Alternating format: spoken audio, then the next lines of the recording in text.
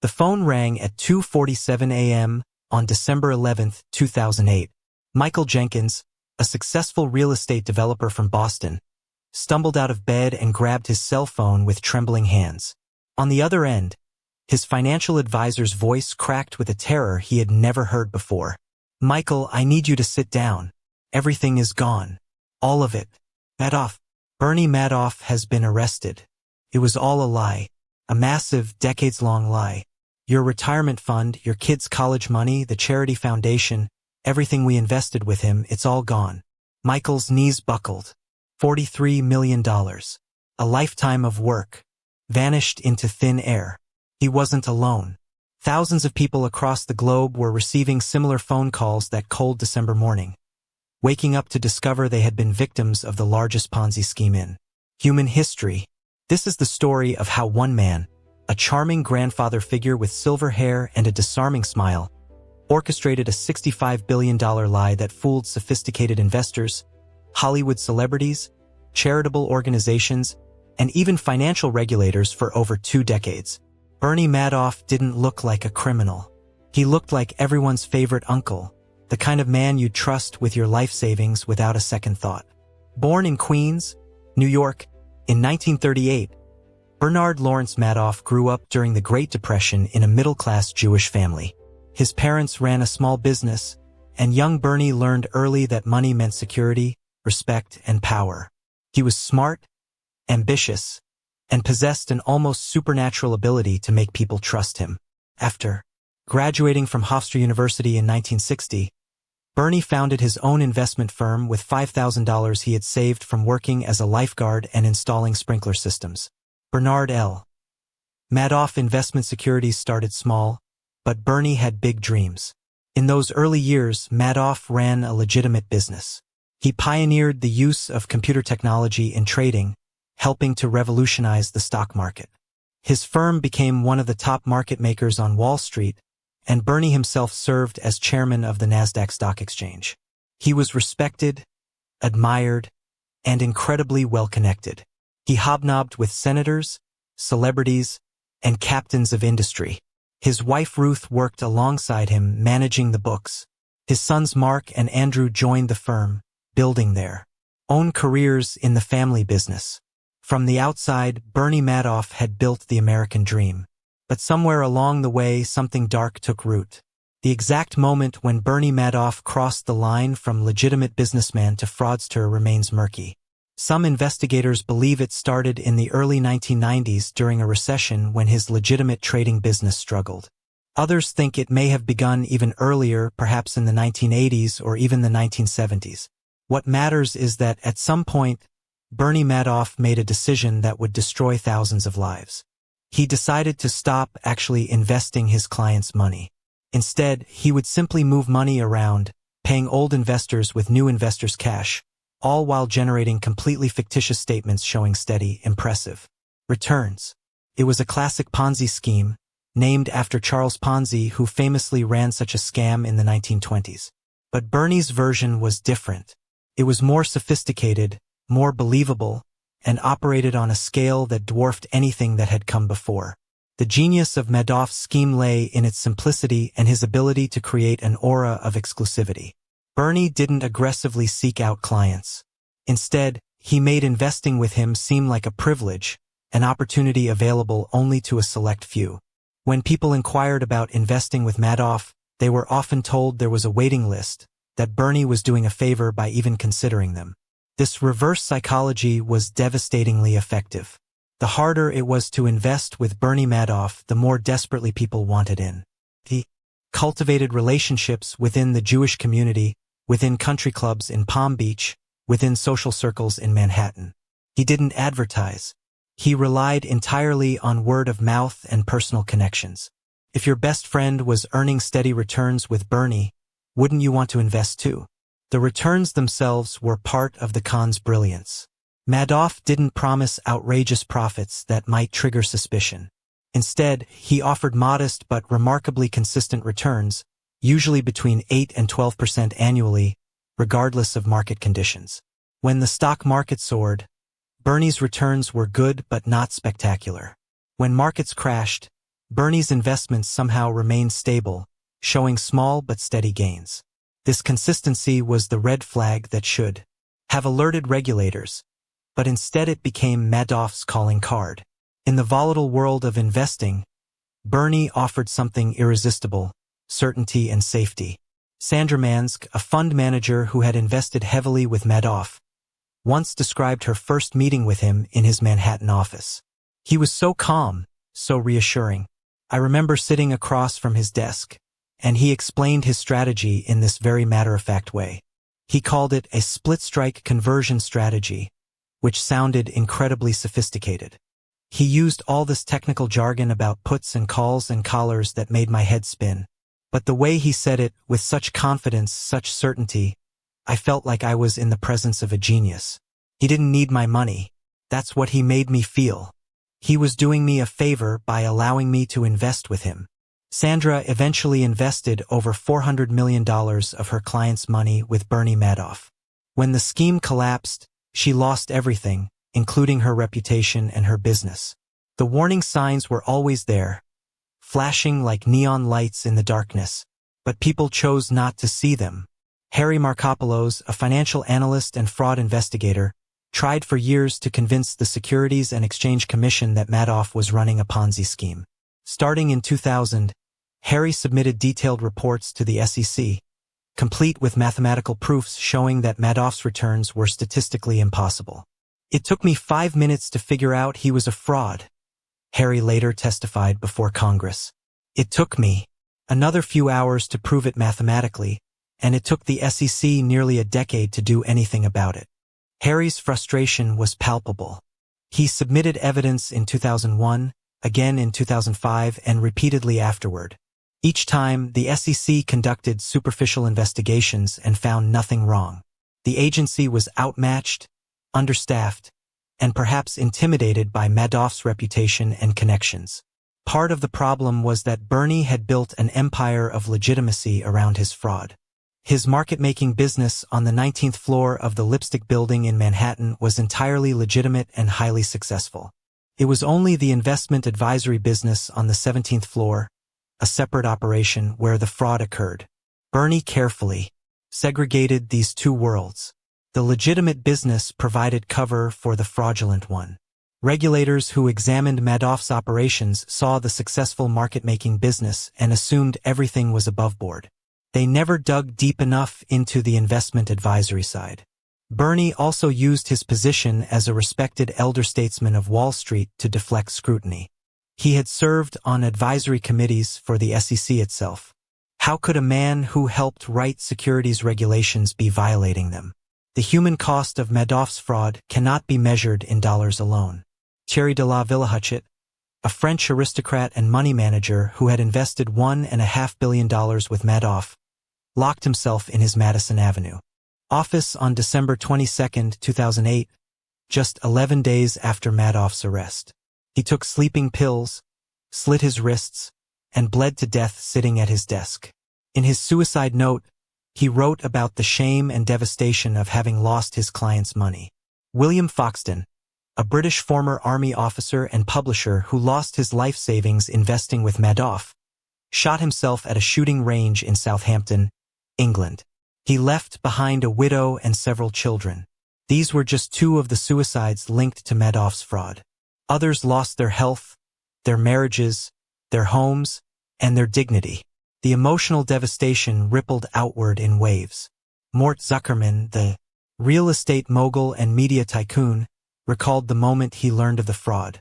I felt physically ill. Not just because of the money, though that was substantial, but because I had recommended Bernie to friends, to family members, to charitable organizations I cared about. I had vouched for him. I had told people he was trustworthy. How do you live with that? How do you look those people in the eye and tell them you're sorry, that you didn't know? The guilt of having introduced others to Madoff haunted many investors. They felt complicit even though they too were victims. Charitable organizations were devastated. The Elie Wiesel Foundation for Humanity lost $15 million, essentially its entire endowment. Elie Wiesel, the Holocaust survivor and Nobel Peace Prize winner, spoke emotionally about the betrayal.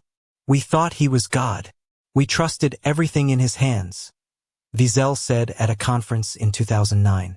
The foundation had to dramatically scale back its programs, canceling scholarships for students and grants for human rights work around the world. Hadassah, the Women's Zionist Organization of America, lost $90 million. Yeshiva University lost $14 million. The list went on and on. Jewish charities were particularly hard hit because Madoff had specifically cultivated relationships within the Jewish community, exploiting bonds of trust and shared identity. Behind the scenes, Ruth Madoff, Bernie's wife of nearly 50 years, claimed she knew nothing about the fraud. Many found this difficult to believe. She had worked in the firm for years, handling administrative tasks and bookkeeping. How could she not have noticed something was wrong? Ruth later said that she and Bernie had attempted suicide together in the days after his arrest, taking pills on Christmas Eve 2008, but they woke up. Bernie's sons, Mark and Andrew, both insisted they had no knowledge of their father's crimes. They worked on the legitimate trading side of the business and claimed the investment advisory operation was entirely separate, run exclusively by their father with a small staff that included Frank DePascali, Bernie's right-hand man and chief lieutenant in the fraud. On the morning of December 10, 2008, Bernie called his sons into his apartment and confessed everything. Mark later described that moment to investigators. He told us the investment advisory business was a giant lie, that it had all been one big Ponzi scheme. I couldn't process it. I felt like I was watching a movie, like this couldn't be real.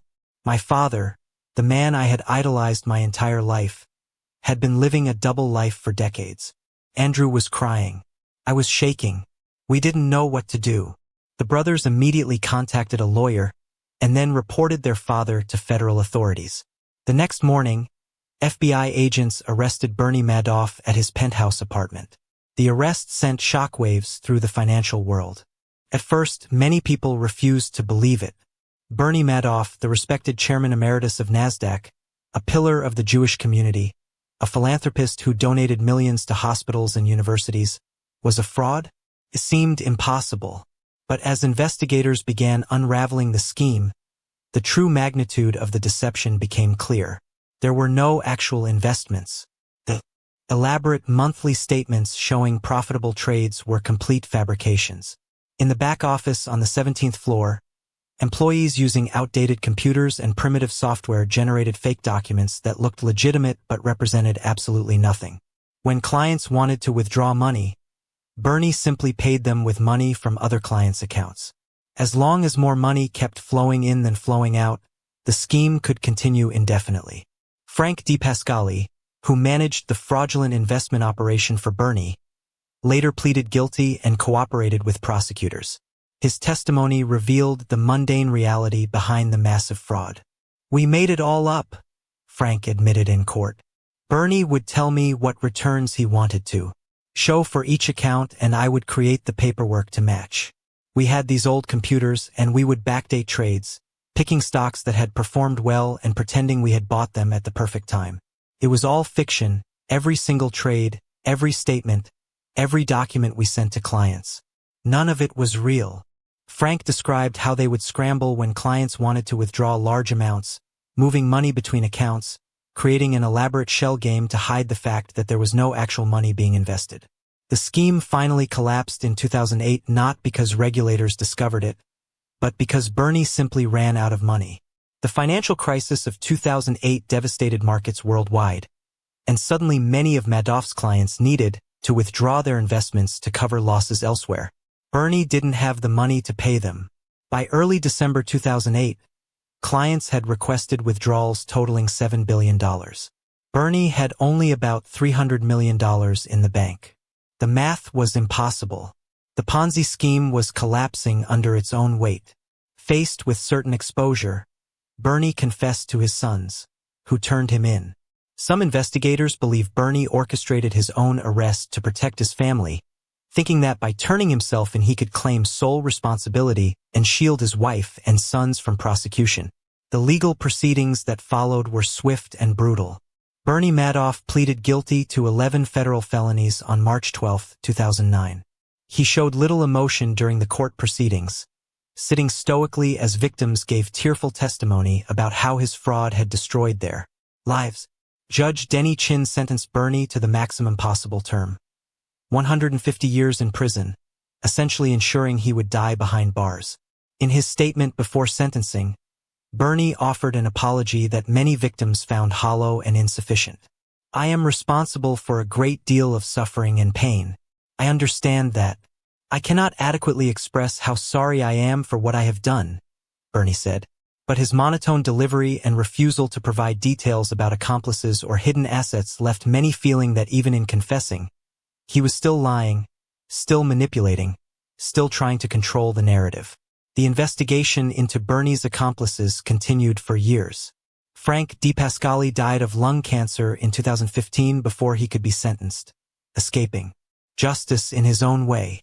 5 former Madoff employees were convicted in 2014 of helping to perpetrate the fraud, including computer programmers who created the software to generate fake statements and back-office workers who processed the fraudulent paperwork. Prosecutors believed others must have known, must have been complicit, but proving it in court proved difficult. Bernie himself refused to cooperate fully with investigators, protecting certain individuals while implicating others. His motives remained opaque even as the evidence piled up.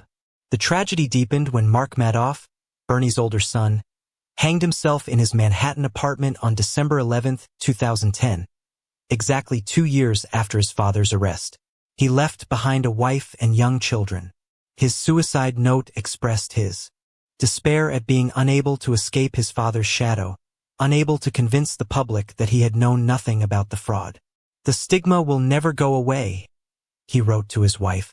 "I can't live with this anymore." Mark's death devastated the family further and raised questions about whether the price of Bernie's fraud extended beyond money to the complete destruction of his own family. Andrew Madoff, the younger son, developed cancer and fought the disease for years while simultaneously battling lawsuits and public suspicion about his role in his father's crimes. He maintained his innocence until his death from lymphoma in 2014 at age 48. In his final interviews, Andrew said he had not spoken to his father since the day of the arrest and never would again. Ruth Madoff became a pariah, shunned by former friends and hounded by the media. She was forced to forfeit nearly everything, keeping only $2.5 million as part of a settlement with prosecutors, a tiny fraction of the wealth she had once enjoyed. She moved to Connecticut, living in a small condo trying to remain anonymous. Former friends refused to take her calls. She told an interviewer years later, "I cry every day. I miss my sons terribly. I live with the guilt of not seeing what was happening, of not asking the right questions." Bernie destroyed everything, including himself, including his own children. What kind of man does that? "I thought I knew him for 50 years, and I didn't know him at all." The recovery process for victims was agonizingly slow and incomplete. Irving Picard, the court-appointed trustee, worked tirelessly to recover assets and distribute them to victims. The process involved thousands of lawsuits against individuals and institutions that had profited from the fraud, even unknowingly. Some investors had withdrawn more money from their Madoff accounts than they had originally invested, earning returns that were actually stolen from other victims. Picard pursued these net winners to claw back the money, creating a secondary wave of anguish and controversy.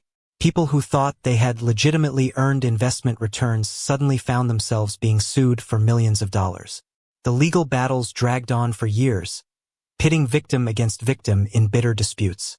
By the end of the recovery process, Picard had recovered approximately $14 billion out of the estimated $65 billion in losses claimed by victims. The difference between these numbers reflects a crucial aspect of Ponzi schemes. The $65 billion represented the fictitious value shown on client statements, money that never actually existed. The actual cash that investors had deposited with Madoff over the years was closer to $20 billion. Many victims never recovered even their original investments, while others received pennies on the dollar. The emotional and psychological damage, of course, could never be quantified or recovered. Bernie Madoff spent his final years in federal prison in Butner, North Carolina. He gave occasional interviews from prison, offering explanations and justifications that continued to evolve and often contradicted previous statements. Sometimes he claimed the fraud started in the early 1990s. Other times he suggested it began in the 1980s or even earlier.